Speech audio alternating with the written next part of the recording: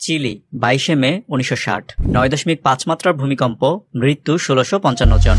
Alaska 26 March 1964 9.2 মাত্রার ভূমিকম্প, মৃত্যু 139 জন। ইন্দোনেশিয়া 26 ডিসেম্বর 2004 9.1 মাত্রার ভূমিকম্প, মৃত্যু প্রায় 2,28,000 জন। জাপান 11 মার্চ 2011 9.1 মাত্রার ভূমিকম্প, মৃত্যু 19,759 জন।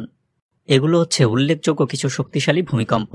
এখানে খেয়াল করুন ভূমিকম্প কতটা শক্তিশালী তা বোঝানোর জন্য সংখ্যা ব্যবহার করা হচ্ছে। যেই পদ্ধতিতে ভূমিকম্পের তীব্রতাকে সংখ্যার মাধ্যমে প্রকাশ করা হয় সেই পদ্ধতিকে বলা হয় রিক্টার ম্যাগনিটিউড স্কেল। এখন আপনার মনে প্রশ্ন আসতে পারে, ভূমিকম্পের সময় ভূপৃষ্ঠের সবকিছুই কাঁপতে থাকে, তাহলে কিভাবে আলাদা করে ভূমিকম্পের কম্পন নির্ণয় করা হয়? আসলে ভূমিকম্পের কম্পন এবং পরবর্তীতে তা থেকে ভূমিকম্পের তীব্রতাকে সংখ্যায় প্রকাশ করতে গেলে সাইজমোমিটার, ভূমিকম্পের উৎপত্তিস্থল শনাক্তকরণ সহ কিছু গাণিতিক হিসাব নিকাশের প্রয়োজন পড়ে। আজকের ভিডিওতে সাইজমোমিটার, রিক্টার স্কেল, ভূমিকম্পের উৎপত্তিস্থল এবং গভীরতা নির্ণয় সহ ভূমিকম্পের সময় সংঘটিত লিকুইফ্যাকশন ইফেক্ট সম্পর্কে বলা হবে। আমি জুম্মান আছি আপনাদের সাথে, আপনারা দেখছেন বিজ্ঞান পাইছি।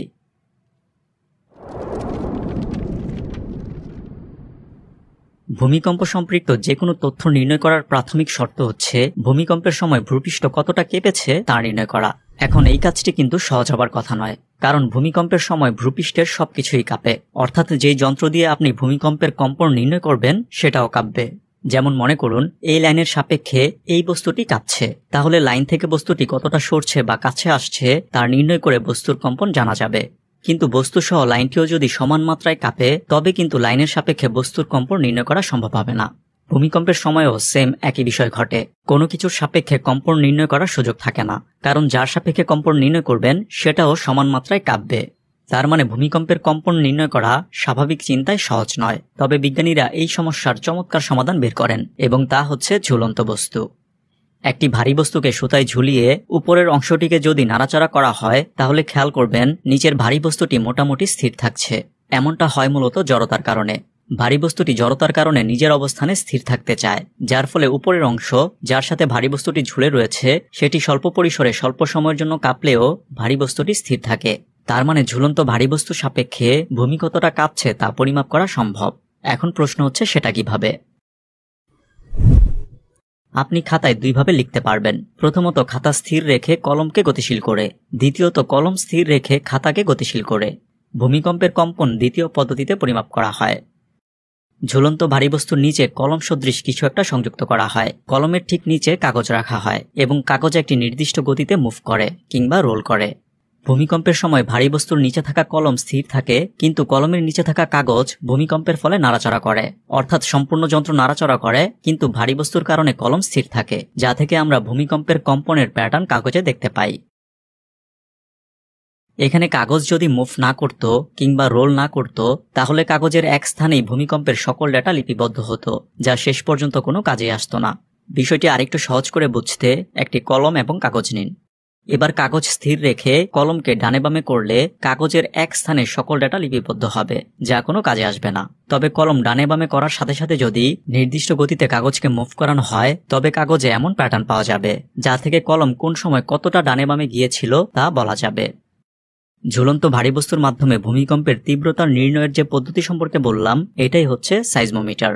বর্তমানের আধুনিক সাইজমোমিটারও এই পদ্ধতিতেই কাজ করে, যদিও বর্তমানের সাইজমোমিটারে ডেটা লিপিবদ্ধ হবার বিষয়টিতে মেকানিক্যাল পরিবর্তন আনা হয়েছে, ফলে বর্তমানের সাইজমোমিটার আগের তুলনায় যথেষ্ট সেন্সিটিভ এবং বর্তমানে অ্যানালগ ডেটার পরিবর্তে সরাসরি কম্পিউটারে ডিজিটাল ডেটা পাওয়া যায়, যা সাইজমিক ওয়েভকে আরও সূক্ষ্মভাবে বিশ্লেষণ করা সম্ভব করেছে। এই সাইজমিক ওয়েভ থেকেই ভূমিকম্প রিলেটেড যাবতীয় সকল ইনফরমেশন পাওয়া যায়, অর্থাৎ ভূমিকম্পের এপিসেন্টার কোথায়, মাটির কতটা গভীরে ভূমিকম্প সংঘটিত হয়েছে, ভূমিকম্পের মাত্রা কত ইত্যাদি সকল ইনফরমেশন পাওয়ার একমাত্র মাধ্যম হচ্ছে এই সাইজমিক ওয়েভ। এখন প্রথমে সাইজমিক ওয়েভ থেকে কিভাবে ভূমিকম্পের এপিসেন্টার বা কেন্দ্র নির্ণয় করা হয় সেটা বলা যাক, কারণ রিক্টার স্কেল বোঝার আগে এপিসেন্টার নির্ণয় বুঝতে হবে। ভূমিকম্প থেকে তিন ধরনের ওয়েভ তৈরি হয়: প্রাইমারি ওয়েভ বা পি ওয়েভ, সেকেন্ডারি ওয়েভ বা এস ওয়েভ এবং সারফেস ওয়েভ। এর মধ্যে পি এবং এস ওয়েভ ভূমিকম্পের এপিসেন্টার নির্ণয়ের জন্য গুরুত্বপূর্ণ। পি ওয়েভ সংকোচন এবং প্রসারণের মাধ্যমে অগ্রসর হয় এবং এই তিন ধরনের ওয়েভের মধ্যে পি ওয়েভের গতি সবচেয়ে বেশি। অন্যদিকে এস ওয়েভ পানির ঢেউয়ের মতো অগ্রসর হয় এবং এটি পি ওয়েভের তুলনায় স্লো, তবে সারফেস ওয়েভের তুলনায় ফাস্ট। তার মানে ভূমিকম্পের পর সাইজমোমিটারে প্রথমে পি ওয়েভ হিট করবে, এরপর এস ওয়েভ এবং এরপর সারফেস ওয়েভ। এখন সাইজমোমিটার থেকে কতটা দূরে ভূমিকম্প সংঘটিত হয়েছে তা জানার জন্য পি এবং এস ওয়েভের মধ্যবর্তী সময়ের ব্যবধান নির্ণয় করা লাগবে, যা গ্রাফ থেকে খুব সহজেই নির্ণয় করা যায়। যেমন এটি একটি সাইজমিক ওয়েভ, যার পি ওয়েভের স্টার্ট এখানে এবং এস ওয়েভের স্টার্ট এখানে। এখন এস ওয়েভ অ্যারাইভাল টাইম থেকে পি ওয়েভ অ্যারাইভাল টাইম বিয়োগ করলেই পি এবং এস ওয়েভের মধ্যবর্তী সময় পাওয়া যাবে, যাকে বলা হয় ল্যাগ টাইম। ধরা যাক কোনো একটি ভূমিকম্প থেকে প্রাপ্ত সাইজমোগ্রামে পি এবং এস ওয়েভের মধ্যবর্তী ল্যাগ টাইম 3 মিনিট। এখন এই 3 মিনিট ল্যাগ টাইমের মাধ্যমে ভূমিকম্প সাইজমোমিটার থেকে কতটা দূরে সংঘটিত হয়েছে তা জানার জন্য এই গ্রাফটির প্রয়োজন হবে, যেখানে পি এবং এস ওয়েভের ল্যাগ টাইমের বিপরীতে ভূমিকম্পের উৎসের দূরত্ব উল্লেখ রয়েছে। প্রথমে গ্রাফের ওয়াই অক্ষ বরাবর 3 মিনিটের হাইট কতটুকু সেটা মেপে নিতে হবে। আমাদের 3 মিনিটের ক্ষেত্রে হাইট এইটুকু। এখন দেখতে হবে গ্রাফের কোন স্থানে এই হাইটটুকু পি এবং এস ওয়েভের রেখার ব্যবধানে ঠিকভাবে ফিট করে। যেমন এখানে পি এবং এস এর ব্যবধান নির্ধারিত হাইট থেকে কম, আবার এখানে বেশি। এভাবে চেক করতে হবে কোন স্থানে নির্ধারিত হাইট ফিট হয়। আমাদের ক্ষেত্রে সেটা হচ্ছে এখানে।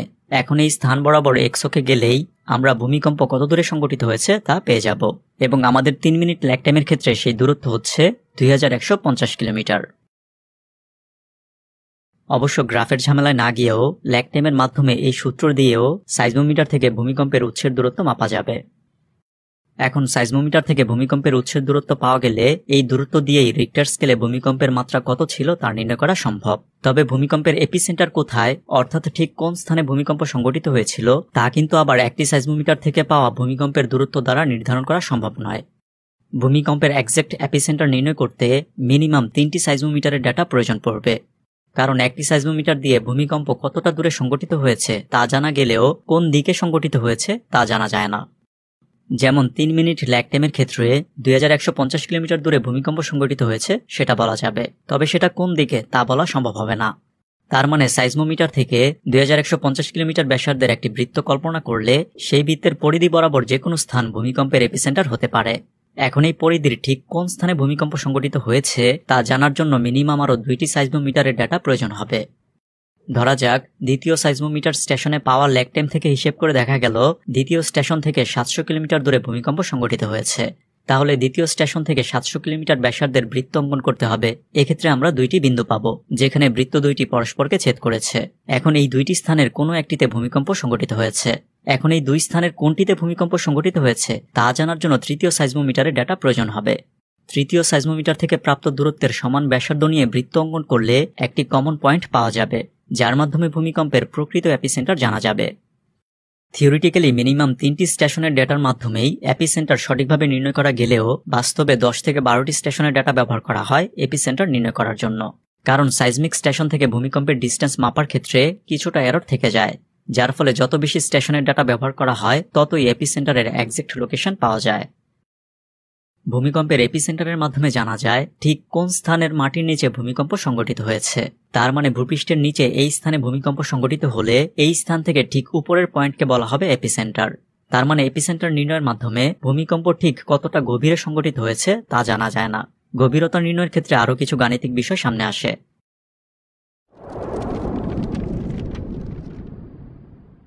সাইজমিক স্টেশনের ঠিক নিচে যদি ভূমিকম্প সংঘটিত হয় তাহলে জাস্ট পি এবং এস ওয়েভ সারফেসে আসতে কতটা সময় নিয়েছে সেই সময়ের ব্যবধান অর্থাৎ ল্যাগ টাইম হিসেব করেই গভীরতা নির্ণয় করা যায়। তবে সাইজমিক স্টেশনের ঠিক নিচে ভূমিকম্প হবার সম্ভাবনা খুবই কম, সেক্ষেত্রে গাণিতিক হিসেব নিকেশ সামনে আসে। যেমন মনে করুন ভূগর্ভের এই স্থানে ভূমিকম্প সংঘটিত হয়েছে এবং সাইজমিক স্টেশন এই স্থানে অবস্থিত। এখন ভূমিকম্পের ডেপথ অফ ফোকাস বা গভীরতা এফ, এপিসেন্টার ই এবং সাইজমিক স্টেশন এস, এই 3টি বিন্দু নিয়ে একটি ত্রিভুজ কল্পনা করি যা একটি সমকোণী ত্রিভুজ। এখন দেখা যাক এই ত্রিভুজের কি কি ইনফরমেশন আমাদের জানা। স্টেশন থেকে এপিসেন্টারের দূরত্ব এইচ জানা, এছাড়া সাইজমিক স্টেশনে ভূমিকম্পের ইন্টেন্সিটি বি এবং এপিসেন্টারের ইন্টেন্সিটি এ, এই 2টি বিষয়ও জানা। এর বাইরে ধরে নেই এপিসেন্টার থেকে ডেপথ অফ ফোকাসের গভীরতা ডি এবং স্টেশন থেকে ডেপথ অফ ফোকাসের দূরত্ব কে। তাহলে এই ইএফএস ত্রিভুজ থেকে আমরা লিখতে পারি sin square theta equal to D square by K square. এখন ওল্ডহ্যামের মেথড আমাদের ভূমিকম্পে প্রাপ্ত তীব্রতা এবং দূরত্বের সম্পর্ক কেমন সেটা বলে, যা এখানে বিস্তারিত বলছি না, তবে ওল্ডহ্যাম মেথড অনুযায়ী এই সূত্রটিকে যেভাবে লেখা যায় তা লিখছি। এবং তা হচ্ছে sin square theta equal to D square by K square equal to B square by A square. এখানে বি হচ্ছে সাইজমিক স্টেশনে পাওয়া ভূমিকম্পের ইন্টেন্সিটি এবং এ হচ্ছে এপিসেন্টার ইন্টেন্সিটি। এখন এই সূত্রকে লেখা যায় sin square theta equal to B square by A square বা theta equal to sine inverse B by A. এখন এই ইকুয়েশনের এ এবং বি এর মান জানা, তার মানে এখান থেকে আমরা থিটার মান পেয়ে যাব। এখন এই ইএফএস সমকোণী ত্রিভুজের ক্ষেত্রে আমরা লিখতে পারি tan থিটা ইকুয়াল টু লম্ব বাই ভূমি equal to D by H বা D equal to H tan theta. এখন এখানে এইচ এবং থিটার মান আমরা জানি, সেই মান এখানে বসিয়ে দিয়ে আমরা ভূমিকম্পের ডেপথ অফ ফোকাস বা কতটা গভীরে ভূমিকম্প সংঘটিত হয়েছে তা জানতে পারবো। তার মানে সাধারণ ত্রিকোণমিতির সূত্র অ্যাপ্লাই করেই ভূমিকম্পের ডেপথ জানা যায় বা গভীরতা জানা যায়। এবার রিক্টার স্কেলে ভূমিকম্পের মাত্রা কিভাবে নির্ণয় করা হয় তা বলা যাক। 1935 সালে জিওলজিস্ট চার্লস ফ্রান্সিস রিক্টার ভূমিকম্পের নির্গত শক্তি পরিমাপের জন্য রিক্টার স্কেল তৈরি করেন। ধরা যাক ভূমিকম্পের পর কোনো একটি সাইজমোমিটারে এমন ওয়েভ পাওয়া গিয়েছে। প্রথমে এখান থেকে কত দূরে ভূমিকম্প সংঘটিত হয়েছে তা নির্ণয় করতে হবে এবং সেটা কিভাবে করতে হয় তা আমরা ইতিমধ্যে দেখেছি। এক্ষেত্রে ধরে নেই পি এবং এস ওয়েভের ল্যাগ টাইম 30 সেকেন্ড, তার মানে 240 কিলোমিটার দূরে ভূমিকম্প সংঘটিত হয়েছে। এবার সাইজমিক ওয়েভের সর্বোচ্চ বিস্তার নির্ণয় করতে হবে, এক্ষেত্রে ধরা যাক 23 মিলিমিটার। ভূমিকম্পের দূরত্ব এবং তরঙ্গের সর্বোচ্চ বিস্তার এই দুইটি ইনফরমেশনকে এবার নোমোগ্রামে চিহ্নিত করতে হবে। এটি হচ্ছে নোমোগ্রাম, যার এখানে ভূমিকম্পের দূরত্ব, এখানে ওয়েবের বিস্তার এবং মাঝখানে রিক্টার ম্যাগনিটিউড রয়েছে। ডিস্টেন্সে 240 কিলোমিটার এবং ওয়েবের বিস্তারে 23 মিলিমিটার চিহ্নিত করে একটি সংযোগ সরলরেখা অঙ্কন করলে সেটি রিক্টার ম্যাগনিটিউডকে যে স্থানে ক্রস করবে সেটাই হবে ভূমিকম্পের মাত্রা। আমাদের উদাহরণের ক্ষেত্রে রিক্টার ম্যাগনিটিউড 5 বলা যায়। এখন আপনার মনে প্রশ্ন আসতে পারে, রিক্টার ম্যাগনিটিউড নির্ণয় করার কোনো ম্যাথমেটিক্স নেই? উত্তর হচ্ছে আছে, এবং তা হচ্ছে এটি। এই ইকুয়েশনের উপর ভিত্তি করে নোমোগ্রাম তৈরি করা হয়েছে। নোমোগ্রামের মাধ্যমে রিক্টার ম্যাগনিটিউড নির্ণয় করার বিষয়টি সহজ বিধায় প্রথমে উল্লেখ করেছি। এবার এই মূল ইকুয়েশন সম্পর্কে বলা যাক। এখানে এম হচ্ছে রিক্টার ম্যাগনিটিউড, এ হচ্ছে সাইজমোগ্রামের প্রাপ্ত ওয়েবের সর্বোচ্চ বিস্তার বা উচ্চতা, তবে তা মাইক্রোমিটার এককে, এবং এ নট হচ্ছে রেফারেন্স বা স্ট্যান্ডার্ড ভ্যালু, যা সাইজমোমিটার থেকে ভূমিকম্পের এপিসেন্টারের দূরত্বের উপর নির্ভর করে। এছাড়াও আরও বেশ কিছু বিষয় বিবেচনায় আনতে হয় এ নটের মান নির্ণয় করার ক্ষেত্রে, যার ফলে ম্যাথমেটিক্যাল জটিলতায় না গিয়ে প্রথমে উল্লেখ করা নোমোগ্রাম খুবই ইজি ওয়ে রিক্টার ম্যাগনিটিউড নির্ণয় করার জন্য।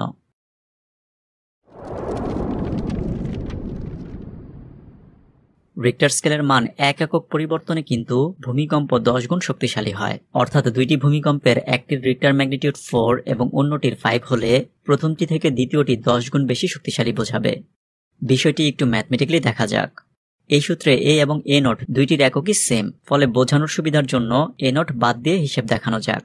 তাহলে এই সূত্রকে লিখতে পারি m ইকুয়াল টু লগ এ বা a equal to 10 to the power m।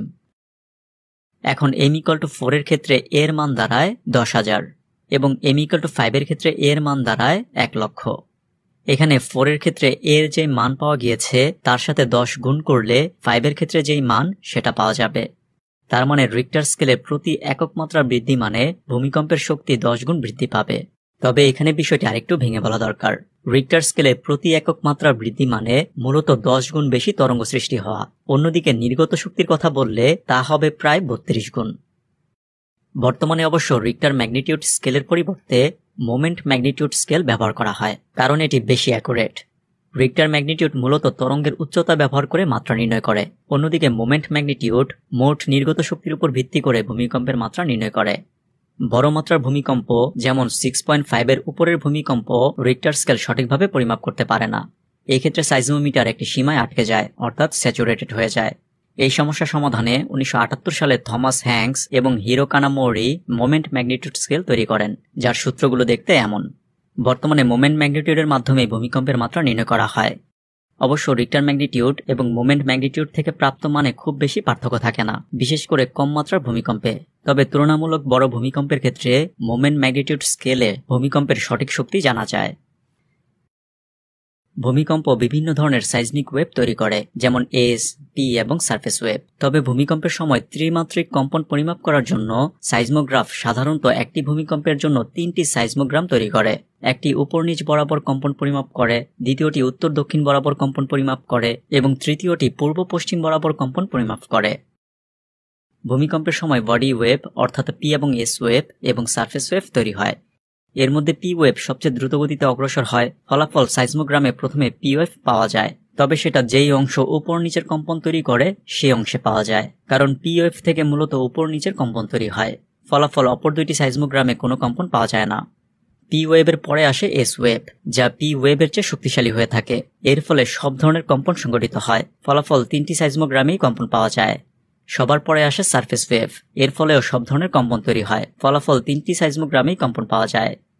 এই ত্রিমাত্রিক কম্পন থেকে সাইজমোলজিস্টরা ভূমিকম্পের আরও ডিটেল বিশ্লেষণ করতে পারেন।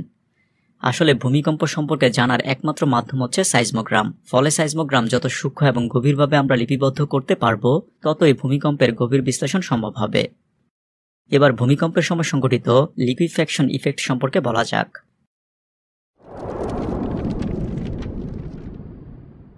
সাধারণত নদীর তীরবর্তী অঞ্চল এবং সমুদ্র উপকূলবর্তী অঞ্চলে শক্তিশালী ভূমিকম্পের সময় লিকুইফ্যাকশন ইফেক্ট দেখা যায়। এক্ষেত্রে ভূমি অনেকটা লিকুইডের মতো আচরণ করে, অর্থাৎ ভূমিতে থাকা ভারী অবজেক্ট নিচে চলে যায়, আবার ভূমির নিচে থাকা হালকা অবজেক্ট উপরে উঠে আসে। অনেকটা এখানে যেমন দেখছেন তেমন। এখানে ভেজা বালু কম্পনের ফলে লিকুইডের মতো আচরণ করছে, তবে যখন কম্পন থেমে যাবে তখন কিন্তু ভূমি আবার পূর্বের মতো সলিড আচরণ করবে। এতে যেই বস্তু নিচে ডেবে যায় তা নিচে থাকা অবস্থাতেই মাটিতে লক হয়ে যায়, আবার উপরে আসতে থাকা বস্তুও কম্পনের পর যে স্থানে থাকে সেই স্থানেই লক হয়ে যায়। লিকুইফ্যাকশনের উদাহরণ হিসেবে এই ছবিটি দেখুন, যা 2011 সালে নিউজিল্যান্ডে সংঘটিত 6.3 মাত্রার ভূমিকম্পের পরবর্তী ছবি। ভূমিকম্প খুবই স্বল্প সময়ের একটি দুর্যোগ, যার আগে থেকে পূর্বাভাস দেওয়া সম্ভব নয়। তবে সাইজমোমিটার সহ গণিতের সাহায্যে আমরা ভূমিকম্পের প্রকৃতি, উৎস ইত্যাদি বলতে পারি, যা ভূমিকম্প প্রবণ এলাকা সম্পর্কে ধারণা দেয় এবং ভূমিকম্প আসার আগেই প্রস্তুত হবার সুযোগ দেয়। এবং সেই প্রস্তুতির ক্ষেত্রে চমৎকার উদাহরণ হচ্ছে জাপান।